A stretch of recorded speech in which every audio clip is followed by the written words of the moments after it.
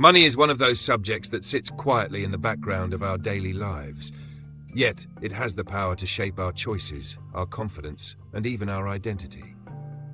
Think about how you feel when you check your bank account.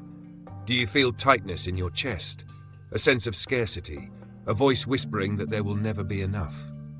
Or do you feel expansive, like opportunities are waiting for you, like your money is a tool you can command to build the life you want? That difference, the gap between fear and possibility, is the difference between a scarcity mindset and an abundance mindset. And once you see it, once you truly understand how the mental frame you choose changes how money flows into your life, you can't unsee it. You start shifting how you think, and suddenly the opportunities that seemed invisible begin to emerge right in front of you. Scarcity whispers that resources are fixed, that wealth is a pie where if someone else gets a bigger slice, yours must shrink. Scarcity says save everything, cling tightly, and don't risk too much. Abundance says wealth is not fixed. Opportunities expand as people collaborate, create, and circulate value. Abundance says money is energy. It moves, it multiplies when it flows, and it grows when you use it with intention. Let me ask you this. Which frame do you think produces more creativity? Which frame makes someone more attractive to opportunities, to partnerships, to investments? Which one unlocks resilience when times get hard? It is never the voice of scarcity. Here's where the trick lies. The mind built on scarcity doesn't announce itself with a billboard saying, "I am scarcity." It sneaks in through habits, little thoughts, and inherited beliefs. It sounds like, "I can't afford that," or "If I spend this, it's gone forever," or "People with money are greedy, so it's better not to have too much." These thoughts don't just reflect reality, they shape it. Because when you believe money is a finite pool, you act small. You pull back from risk, you ignore chances, and you attract more limitation into your life. The result becomes a self-fulfilling prophecy. Scarcity fuels more scarcity. Now flip the script. Imagine you live with the idea that money can always be created, that your skills, ideas, and relationships are engines of value. Instead of saying, "I can't afford this," you ask, "How can I create the resources to afford this?" Instead of saying, "If I spend this, it's gone," you say, "If I invest this wisely, it returns multiplied." Instead of fearing money as a corrupting force, you see it as an amplifier of your values. You use it to create stability for your family, to invest in your growth, to support causes that matter. When you see money as abundant, you step into actions that expand it. Abundance fuels more abundance. This is not magical thinking. It is not about pretending that money falls from the sky without effort. It is about training your mind to recognize that the rules you've been taught may not serve you, and that your mental framework determines your behavior. For example, people in a scarcity mindset often hoard. They hold on to cash, never invest, never risk. And over time, inflation erodes their savings, opportunities pass them by, and they remain stuck. People in an abundance mindset see that investing in skills, assets, or businesses may feel risky, but it is the pathway to growth. They move their money into places where it can expand. That is not recklessness, that is vision. Let me give you a practical example. Two people both have $1,000. The scarcity thinker says, "I'd better save this. I can't lose it." They put it in a low-yield account and guard it carefully. The abundance thinker says, "How can I use this 1,000 to generate more?" Maybe they invest in a certification, build a small side business, or purchase equipment to produce content. The result is not guaranteed, but over time, that person's money is tied to growth rather than stagnation. 10 years later, one person has a slowly dwindling savings account, the other has built skills, income streams, and confidence. Same starting point. Different outcomes because of mindset.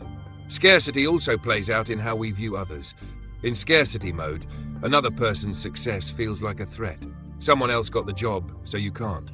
Someone else got rich, so they must have taken from you.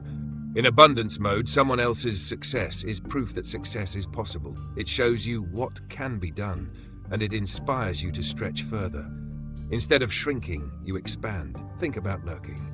Scarcity says, don't share too much. Protect your information, guard your secrets. Abundance says share value freely, because collaboration creates more for everyone. And who do people want to work with, to invest in, to support? Always the abundant one. But here's the challenge. Shifting from scarcity to abundance isn't a single decision. It's a daily practice. Your brain has grooves, habits built from years of repetition. To rewire them, you need to interrupt the pattern. One way is to replace scarcity statements with abundant questions. Instead of, "I can't afford it," ask, "How can I afford it?" Instead of, "I'll never have enough," ask, "What steps can I take to generate more than enough?" The brain, when asked a question, searches for answers. Ask better questions, get better actions. Another practice is gratitude. Scarcity focuses on what is missing. Abundance focuses on what is already present. When you list what you have, no matter how small, you train your brain to see sufficiency. And when you feel sufficient, you act with more confidence.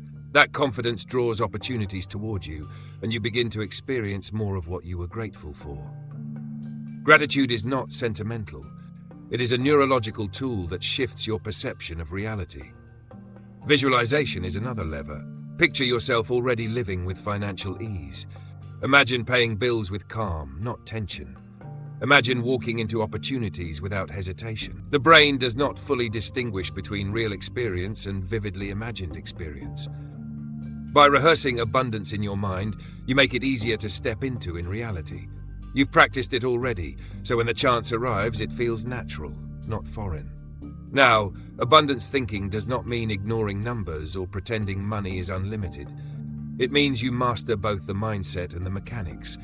You set budgets, but you see them as tools for freedom, not cages of restriction. You invest strategically, but you believe in your ability to learn and adapt, not in fear of every downturn. You seek mentors, not because you feel lacking, but because you believe knowledge expands wealth. Ask yourself this: how do you treat money right now? Do you treat it like a frightened animal holding on tightly so it doesn't escape?